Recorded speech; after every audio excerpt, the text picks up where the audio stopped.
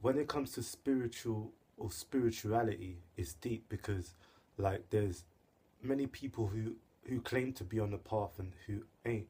So for the first person that enters the spiritual path, they go out to look for different things and go to different lectures and go to different schools, systems, and different events. But it's bigger than that. There's the gossipers of spirituality, which basically, you know, when you go to an event, they'll talk to you about this and that and elevating this and that, but it's not spiritual truth. Although it's one part of the journey.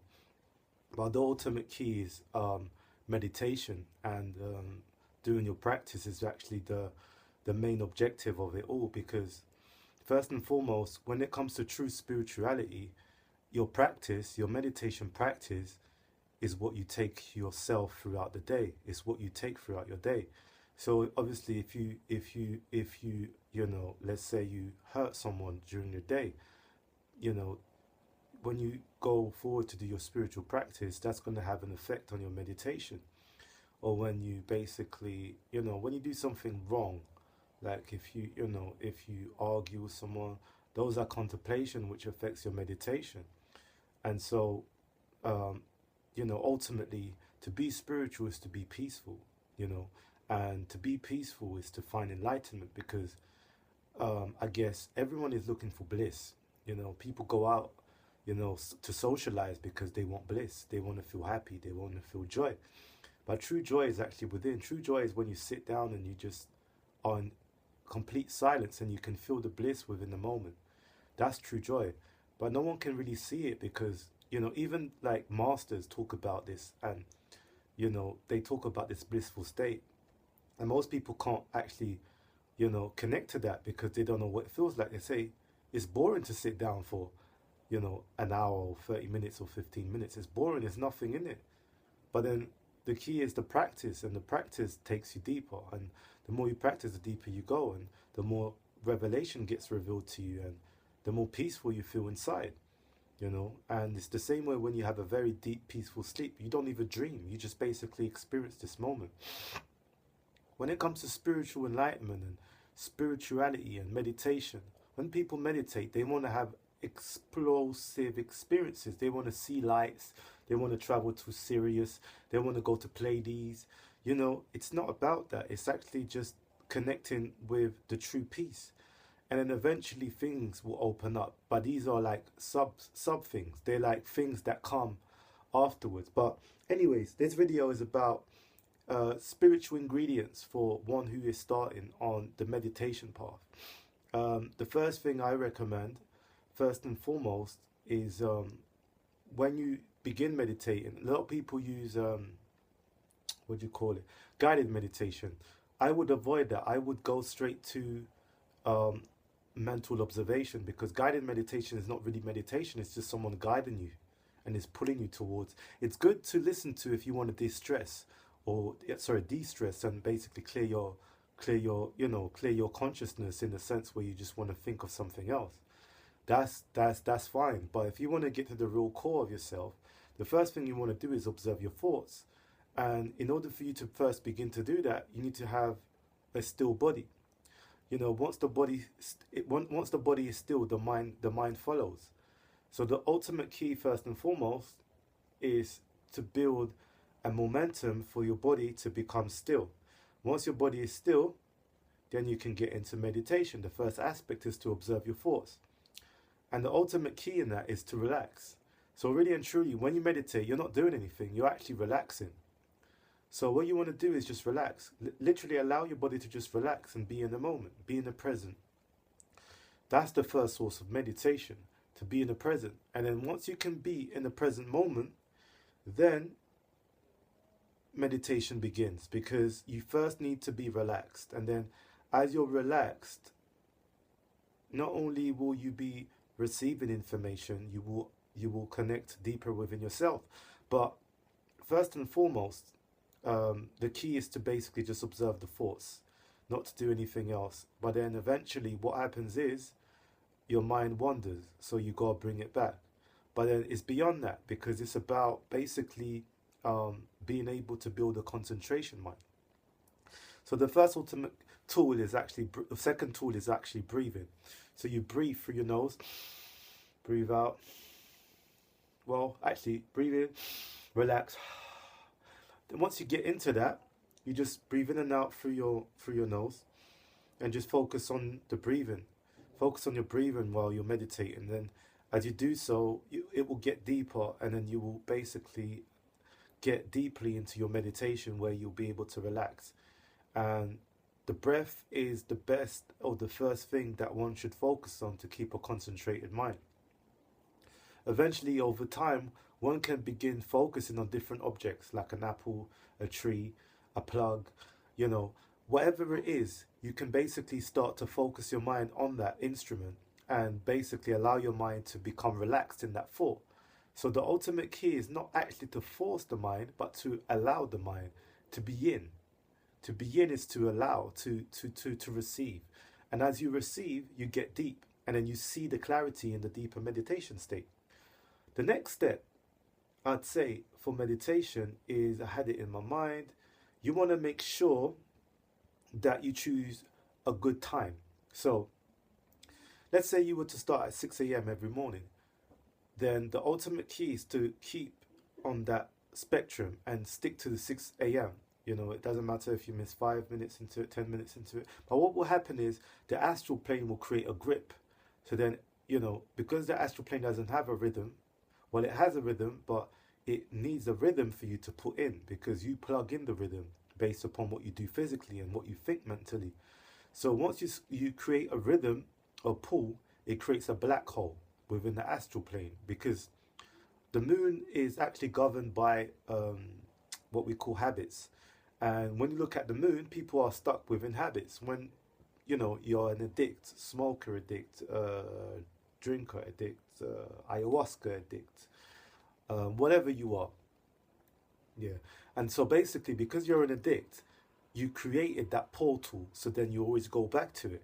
So the ultimate key is to create a portal for this lunar force to create a meditation transmission. So then in that sense, every morning you will wake up, but then the time of meditation, you will feel like meditating. But then that takes a while, because you have to first build the pull. Once you create the pull, then you create adjustment, and your body and your mind becomes adjusted to the feeling of the astral vehicle which is connected to you. Okay, next, if you're going to meditate, sometimes you might not feel like meditating. One good way to kind of get in the mood for it is to start prayers. Pray to your guardian angel, pray to the Most High, pray to God, pray to whoever you choose to pray to. It's up to you. It's fine. And then as you do that, you basically get involved. If that doesn't work, another way is to listen to mantras, listen to music, listen to your favorite track, whether it be hip hop, grime,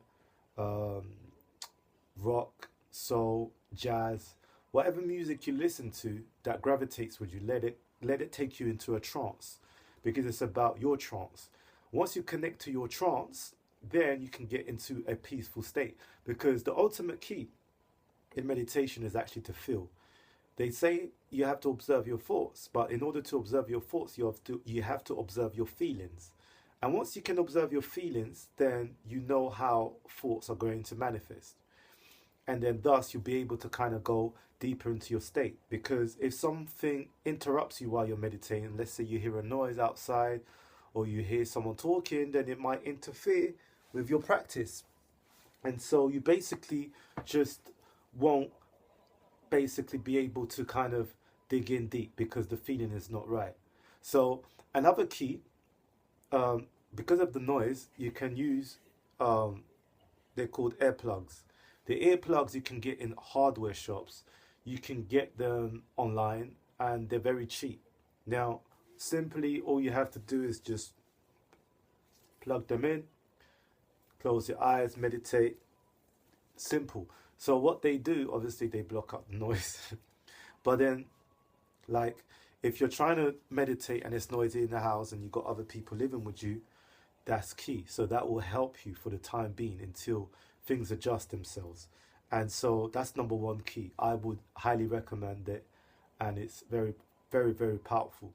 Once you get past that and you don't need earplugs, and you notice that your meditation is improved and you can meditate while there's noise, the only thing is music. Music is the only thing that can enter the mind without your acceptance. So it's tricky. When it comes to music, yeah, earplugs number one. Once you begin to elevate yourself, you can go outside and go and meditate by the tree or on the tree. So, sorry, by the tree. Lay your back against the tree, connect with it, and then you will be able to basically relax within it. I would also recommend to meditate in noisy places as well, and so the mind would adjust and be able to even go deep within any place. But obviously that takes time. You don't want to rush yourself. I recommend to begin with like 15 minutes, and if you feel like comfortable, then adjust to 30, and then to an hour, and then so on and so forth. But the longer you meditate, in essence, the better the progress. You don't want to meditate beyond 4 hours because it's not good to start with. But you can meditate for like half an hour to an hour, then expand to 2 hours if you can a day, and then move along as you feel comfortable. Um, Next, I say that you shouldn't basically go beyond, because if you go beyond, you set higher standards, and then you end up going back to the start, or the black hole. You start back to zero again because you've pushed yourself too much. You don't want to push yourself too much. Set a target, but be gradual with it. Build slowly with it. Build on it. Remember, everything is governed by time. In the morning, you wake up, there's time. So the time that you sleep will relate with the things that you do during the day and how efficiently you do it. So it's the same way that the time that you build in this, you have to create a portal which creates a force field which relates to your time. And then as you do so, your body will adjust, and then you can expand that time and deepen your practice and states. Now, another key. Most people are householders, so it therefore means they have jobs. So, like myself, we have spiritual work to do. And so, okay, first and foremost, the spiritual work is actually what you do. If you work for Marks and Spencers, that's part of your spiritual work. If you work as a computer engineer, that's your spiritual work. If you work as an astrologer, which I do, then that's my spiritual work. If you're working as a teacher, that's your spiritual work. Whatever you do is part of your spiritual work. So then, what that means is simple. The key is how you maintain your work. It's not about the work that you do, it's how you maintain in your work. Are you able to stay present? Are you able to keep that spiritual nature within yourself at work? And if you can do so, you're rightly on the path when you meditate, because you'll be able to silence the mind and be at peace and continuously, forcefully, I shouldn't say forcefully, but continuously, consciously able to deepen your state by just being present. Next, compassion. When you meditate, you have to have compassion, because if you don't have compassion in your meditation practice, then it's hard for you to get deep into your meditation practice. So build compassion. Build compassion for people. I'm not saying that you have to be all love, love, love, because to be love, love, love, love is very dangerous. Reason why I say that is if someone walks on your toes and you're love, love, love, they're going to keep walking on your toes. So the ultimate key is to have balance. And balance is the ultimate truth of spirituality. And once you can create balance, then you reach a higher state of spiritual wisdom. And balance will bring you deeper and closer to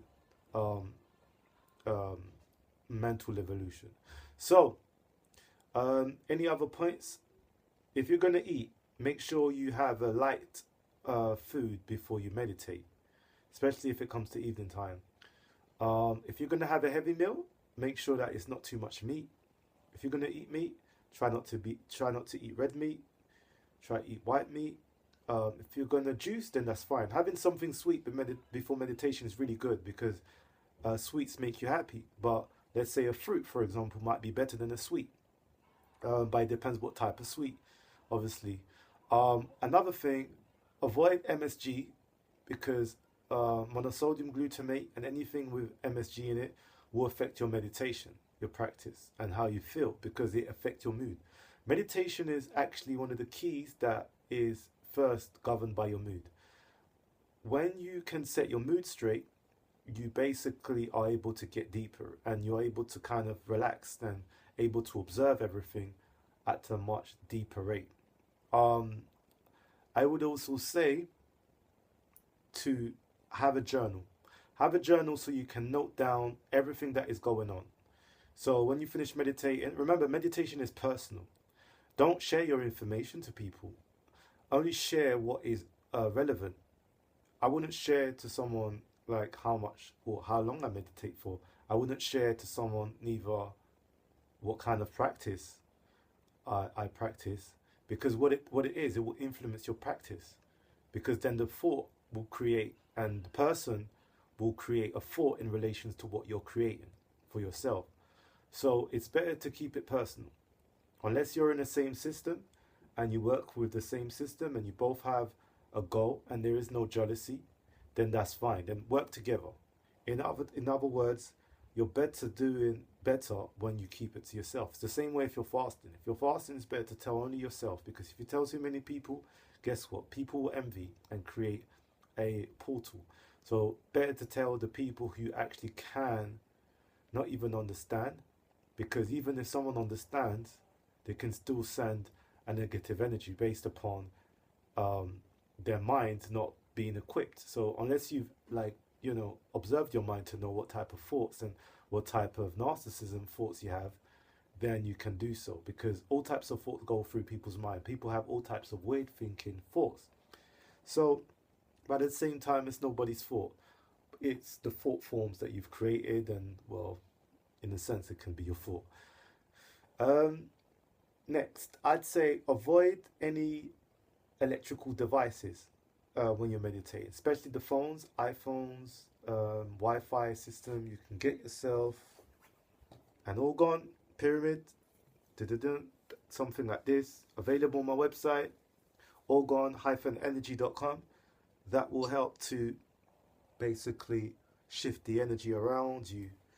Number one crystal I recommend, on my website I sell it, shungite. You can buy the one for the water and hold one while you're meditating, and it helps to ground. Because the first key in meditation, your mind wanders, so you want a crystal that grounds you. So shungite is number one because it's composed of all the elements. And so therefore means it brings all the elements together when you're holding it in your hands. And hold it on your left hand to absorb and your right hand to close it. And then basically that will allow you to deepen your state of meditation while you're meditating. So yeah, avoid all these phones and any electrical device. Maybe switch off the plugs. The best place obviously is in a park. The earth will connect you more, basically, but remember you have to first be ready for it. Yeah, sorry, I heard something. Then you have to be ready for it, and then it will take you to your next state of meditation practice. I think I've covered most things. So another thing, actually, concentration.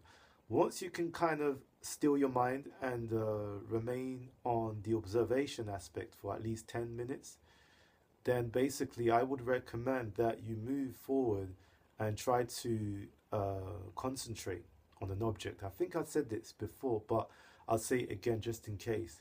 Once you can concentrate, then you can take your meditation deeper. Concentrate on an object and then it will take you deeper. I did say it before, I remember. Yeah. Okay, so that's about it. Also, actually, if you want to expand a little bit, what you can do is basically when you're meditating, this is what some people do.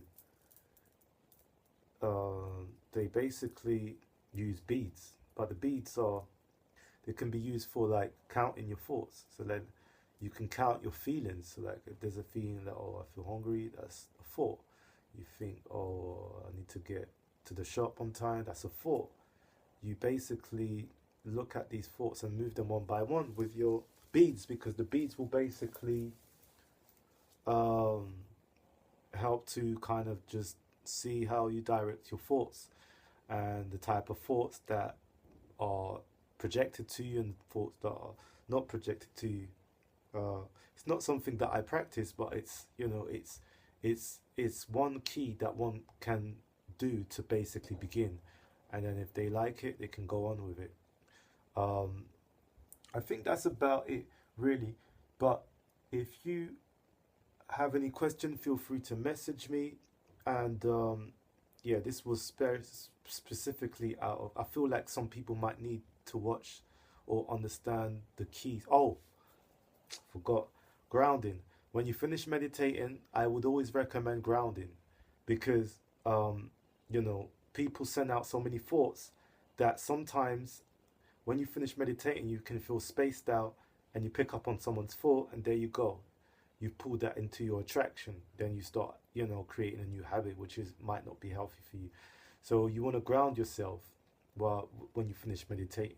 While you're meditating, you're already grounded, because the same way you are sleeping or the same way you are doing other things, you may not be grounded, but when you're meditating, because you're actively observing, you're grounded automatically. So, but you want to be grounded when you come out.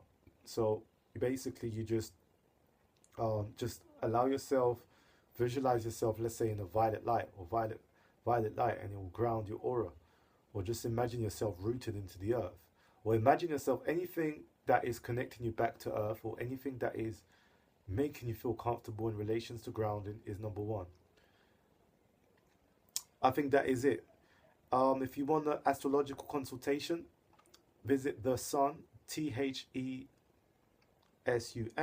hyphen set, SET.com, or for added orgone, pyramids, pendants, scalar pendants, and various other tools that will help you against radiation and any kind of weird energy out there, and protection, and just if you want to improve your health and stuff like that.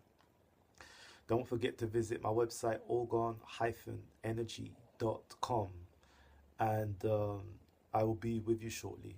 See you soon.